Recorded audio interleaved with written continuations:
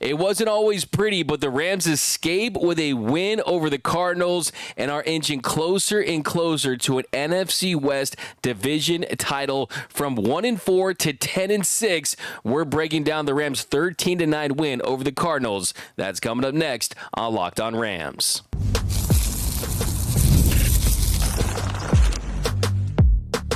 You are Locked On Rams, your daily Los Angeles Rams podcast. Part of the Locked On Podcast Network, your team every day.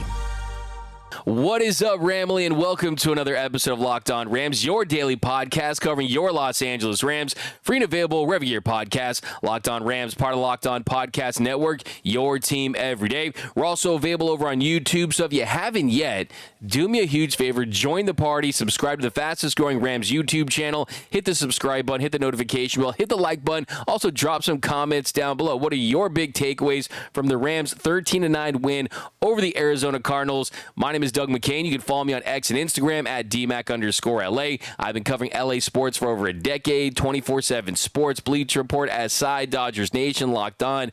I also do NFL radio for Westwood One. Today I'm flying solo. Travis Rogers will be back tomorrow. We've got a jam-packed show. We are breaking down this win, and we're talking about what the Rams need to do to clinch the division. I'm going to tell you exactly what has to happen on Sunday for the Rams to be division champions, and they could rest starters in Week 18. So we're going to get into that, and let's start with just the outlook of this game, because hearts pounding.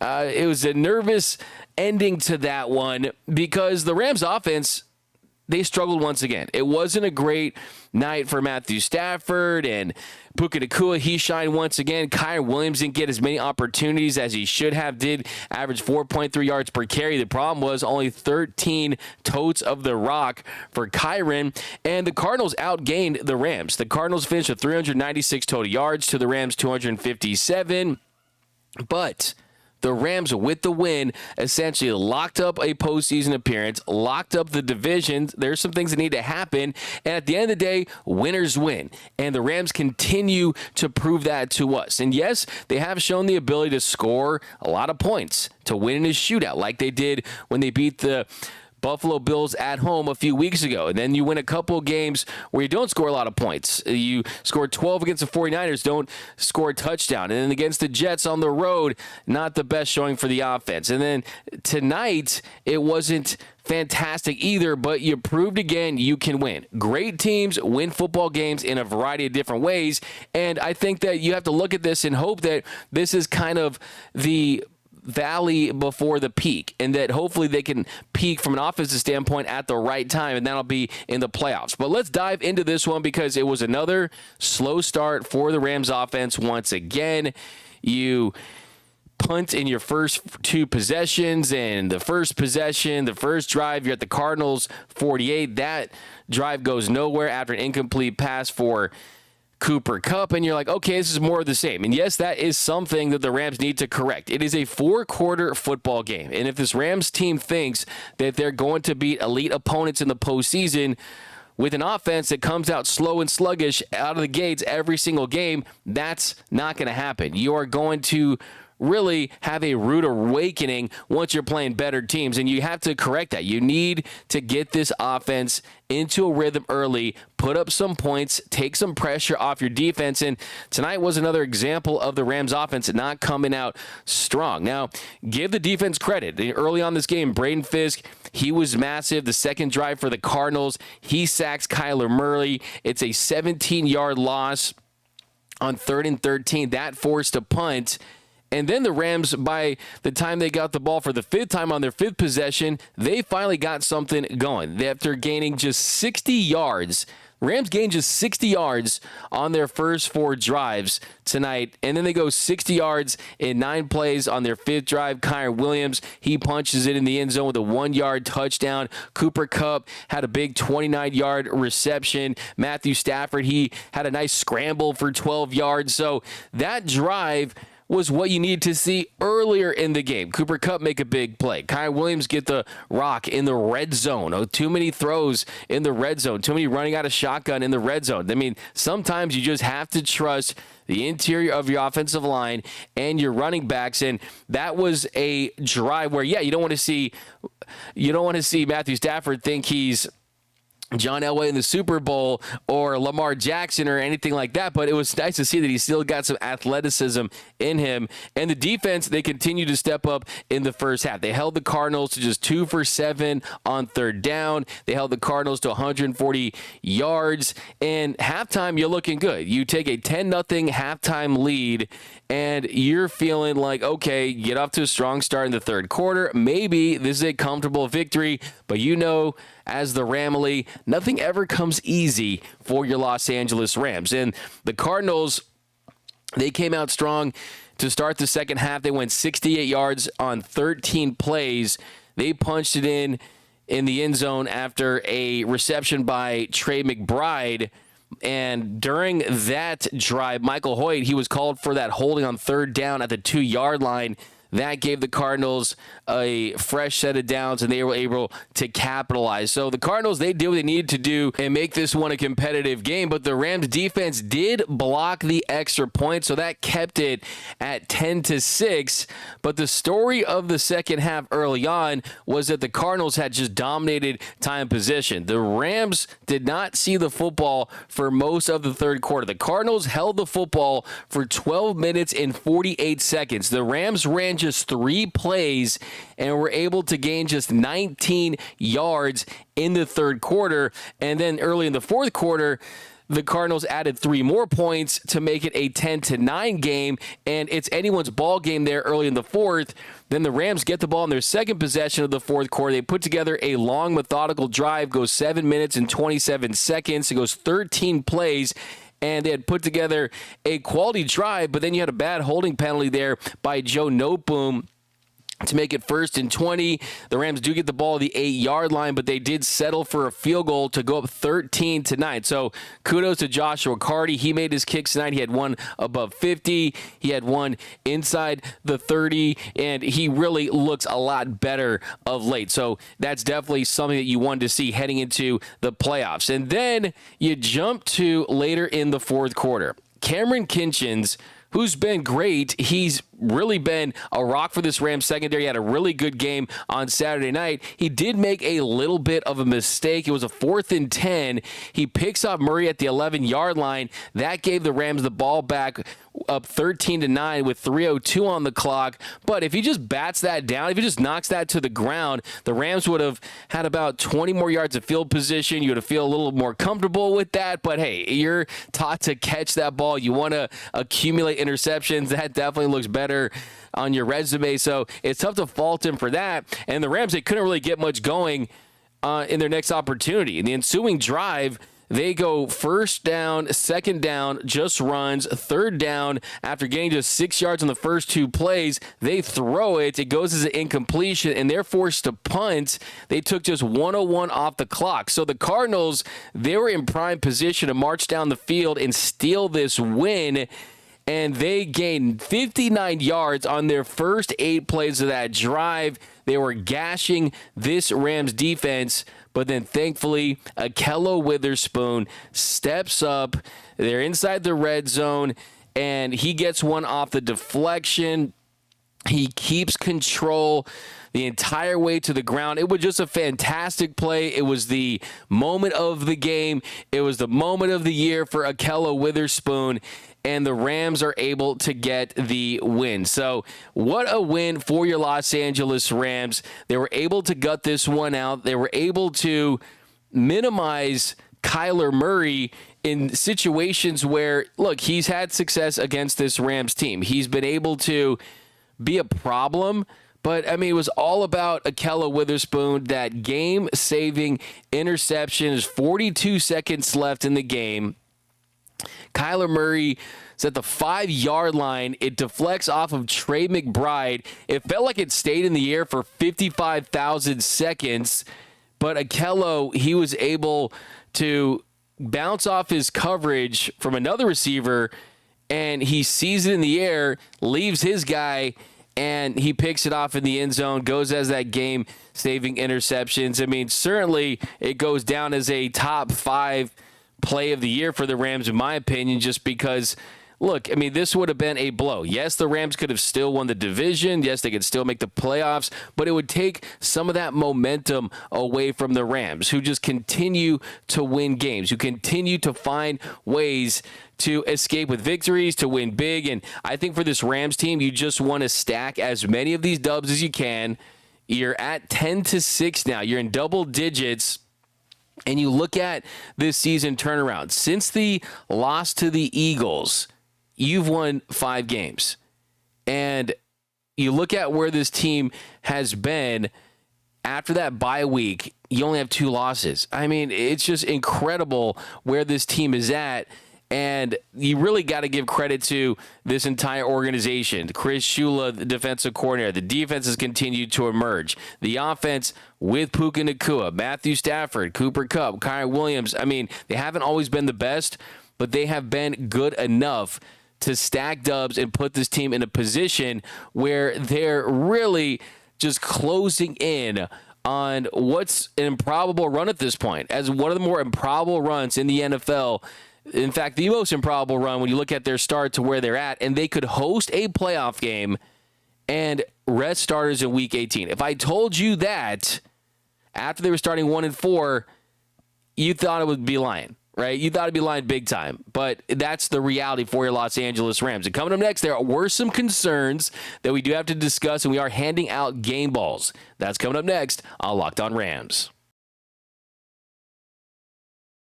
And a reminder that today's episode of Locked On Rams is brought to you by our friends over at Rocket Money. Did Rocket Money help you find any subscriptions you forgot about or that you were paying for twice? That definitely happened to me. I had a few subscriptions that I didn't even realize I was still paying for, and Rocket Money made it so easy to track them all down. It's like having a personal assistant for your finances. Rocket Money is a personal finance app that helps find and cancel your unwanted subscriptions, monitor your spending, and helps lower your bills so you can grow your savings. It brings everything together in one place, whether it's subscriptions, your spending habits, or even the goals you want to hit this year. Rocket Money has over 5 million users and has saved a total of $500 million in canceled subscriptions, saving members up to $740 a year when using all of the app's premium features. For me, one of the best features is the subscription tracker. I've used it to cancel services I wasn't using anymore, and I've already saved a ton. Plus, with their goals feature, I've been able to automatically set aside money for my future. No more stressing out about budgeting every month. Cancel your unwanted subscriptions and reach your financial goals faster with Rocket Money. Go to rocketmoney.com/lockedon today. That's rocketmoney.com/lockedon. rocketmoney.com/lockedon. And we are off and running here on Locked On Rams. Thank you for making Locked On Rams your first listen every single weekday and sometimes on the weekends. Free and available wherever you get your podcasts. Locked On Rams, part of Locked On Podcast Network, your team every day. Also, a shout out to those everyday listeners out there watching and listening to every single episode of Locked On Rams, whether it be Monday through Friday, sometimes on the weekends, watching, listening on the pod. We cannot thank you guys enough. You guys are what keep this podcast what it is. And if you're not a part of the Everyday Listeners Club, now's the time to join. You got the playoffs on the horizon. This is an organization that has Super Bowls on their mind for the foreseeable future, and you don't want to miss a thing. So join that Everyday Listeners Club, and you won't miss a thing about your Los Angeles Rams. All right, here in our second segment, we are throwing out game balls. First one is the most obvious one. Sean McVay gave out one game ball, and I think you know who it was two, Ahkello Witherspoon. 6 tackles, 2 pass breakups, and 1 game-saving interception to seal the victory over the Arizona Cardinals. And he did allow a big gainer to Marvin Harrison Jr. early in the game, but it was really good coverage. It was a great throw by Kyler Murray, a nice catch by Marvin Harrison Jr., who's got a bright future in this league. Also had a nice deflection earlier in the game in the end zone when he was guarding Trey McBride. So really, he's picked up his play of late, and really, it's been a reverse of how it's been throughout his career for Ahkello Witherspoon. A lot of scouts, a lot of people in the league, they'll tell you that with Ahkello, he starts strong but doesn't finish strong. And I think for him this season, you're seeing him finish strong, and that's got to feel good for him, and it's got to feel great for this Rams secondary that needs someone like Ahkello Witherspoon, a veteran that you can trust to step up, make big plays, continue to do that. So he's getting my first game ball. Second game ball is Puka Nacua. Put on those Puka shells. Put on those Puka shells because Puka Nacua just continues to excel, and they need it. They need it because you're not getting a ton of production outside of Puka from the receivers right now. From guys like Cooper Kupp and Demarcus Robinson, they've been quiet of late. Puka Nacua has stayed consistent with his production. He finishes with 10 catches for 129 yards. It was his 5th game of the season where he had over 100 yards receiving. Now, is it a concern that his 10 catches accounted for more than half of Matthew Stafford's completions? It certainly is. We'll talk about that here in a second. But I think what was impressive about his outing is it was the yards after catch. And a lot of those yards came after catches. And he shows that he's a big, tough receiver that will put his head down and get those extra yards. And he has the ability to take those underneath throws, get some more yardage. Take screen passes, get some more yardage out of it. So I do have some concerns about his workload when you look at just dividing up the targets and the catches. You want to keep him fresh, and this is someone who's dealt injuries throughout his career, and I think the fear is that you're putting a little too much on him. I mean, I'm not saying he can't handle it because he certainly can, but I think the best version of Puka Nacua is one that has more of a complementary sidekick that's also making plays, and you need to see a little more from Cooper and from Demarcus Robinson in the coming weeks. Now, next game ball is going to Byron Young. Byron Young, I think, had his best game of the season, his biggest impact of the season. Finished with 8 tackles, 1 QB hit, 1 sack, 1 tackle for a loss. Did a great job using his speed and athleticism to contain Kyler Murray. Kyler Murray can give you headaches. Kyler Murray can make your hair turn gray, make your hair fall out, can absolutely frustrate you. And with Murray, he was looking to do what he does when he's effective, and that is get on the edge, extend plays, get yards on the ground when he can. Well, Byron Young, he put a stop to that for most of the night. I mean, he was great at containing Kyler Murray. He was also really good against the run, and you just saw him all night just chasing Kyler Murray, forcing him to get rid of the ball, forcing him out of bounds. And I don't think they win tonight if it wasn't for Byron Young's athleticism with Kyler Murray and forcing him to make negative plays and to get the ball out. So that was a great job by Byron Young, second-year player out of Tennessee, man. Love me some Byron Young. And then next game ball, going to Braden Fisk. Braden Fisk continues to prove why the Rams, said, we're going to trade up big for him because we know that he's a dog. We know that, yes, you don't replace Aaron Donald, but we are looking for those next dogs to lead this defensive line for years to come. And Braden Fisk, I'm sold. He had me really at day 1 or 2, but I just continue to be impressed by the attention that he attracts and his ability to still play through that and make plays because he was disruptive all night. He was in the backfield all night. And there were points where he looked downright unblockable. He was in Kyler Murray's grill all night long. And that's what you want to see. He's nasty. He's mean. He finished with 2 sacks. There's only 2 tackles tonight were those sacks, but it was the pressure. It was kind of the fear that he puts in you. I mean, he's someone that has a little bit of a boogeyman vibe to him where, okay, where's Braden Fisk? You can kind of feel him and smell him out there, and that's the mark of a great player at his position. So I was really impressed by Braden Fisk. And how about his former Florida State teammate, Jared Verse, who I was watching very closely to see, look, is he going to break through this rookie wall, this rookie slump that he was in? He fell behind for the rookie of the year on the defensive side odds. Well, I think that he sealed the deal tonight against the Arizona Cardinals. He had a team-high 7 pressures.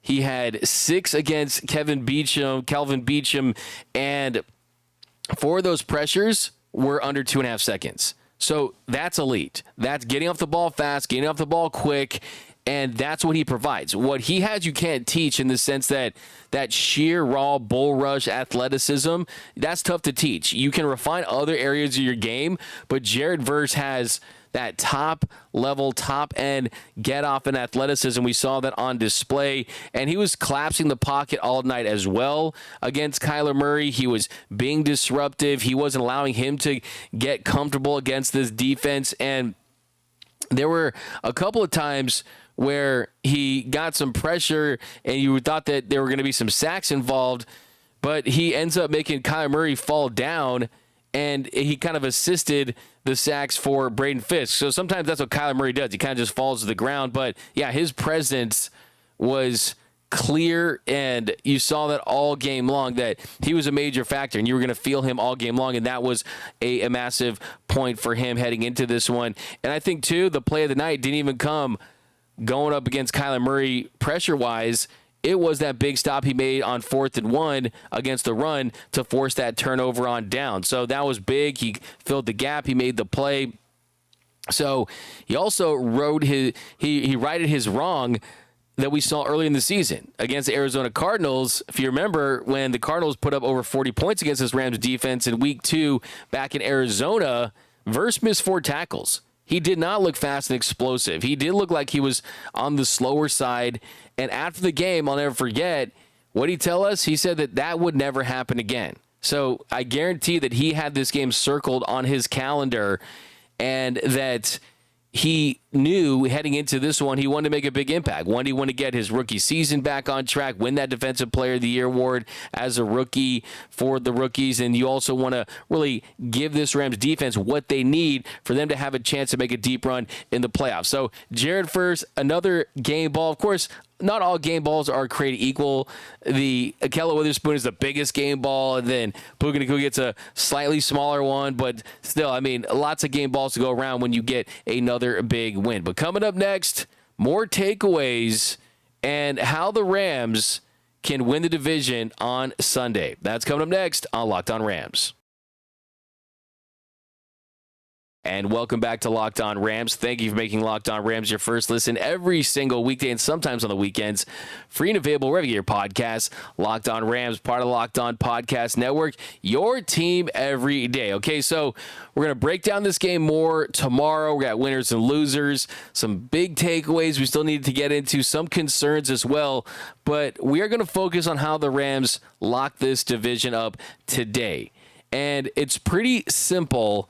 And it's also complicated at the same time. Now, you heard Puka Nacua was asked about after the game about, does he understand the strength of victory tiebreaker over the Seahawks? And Puka was just like, no, I don't get it. I know a lot of players are the same way, but the Bengals already helped the Rams. The Bengals helped the Rams by beating the Broncos in overtime on Saturday. So that meant that the Rams got one of the wins that they needed to enhance their strength of victory formula that will ultimately win them the division. So the Rams need 2.5 more wins. 2.5 more wins of the remaining games to be able to win this division today. You need the Bills to beat the Jets, the Browns to beat the Dolphins, the Vikings to beat the Packers, the Commanders to beat the Falcons, or the 49ers to beat the Detroit Lions. Or if you get 2 wins and a tie, that counts as the same. So that explains the half. So if you get 3 wins, that's the best case scenario. Bills, Browns, Vikings, Commanders, 49ers. Of those 5 games, if you get 3 wins from those 5 games, you will win the division. If tie is very unlikely, it's improbable, so that most likely will not happen. But as of right now, I mean, look, I like the Bills to beat the Jets. I like the Dolphins to probably beat the Browns in that one. Of course, the Dolphins have played a lot better. We saw firsthand on that Monday night loss what was in store for them, and how, look, if you're healthy, you have a good chance. But yeah, you got the Vikings. That's a game that's a Fox game, afternoon game of the week status.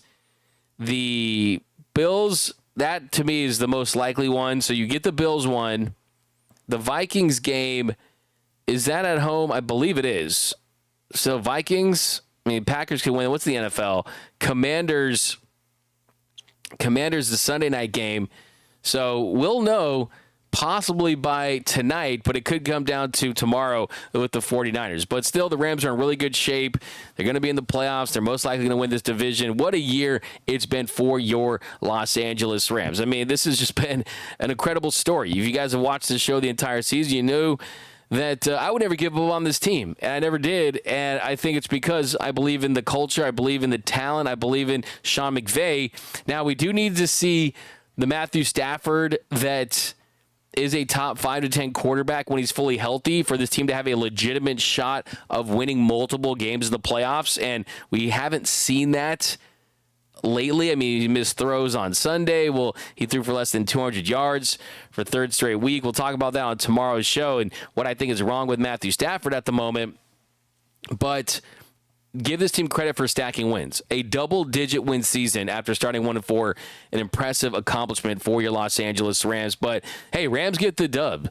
The Rams get the win over the Cardinals and are so close to showing, hey, that 49ers championship window, it's starting to close. The Rams, they just can't help themselves. All they do is win. They are addicted to winning. Winners win. But that's going to go for this episode of Locked On Rams. My name is Doug McCain. You can follow me on X and Instagram at DMAC_LA. And until next time, whose house? It's Locked On Rams house.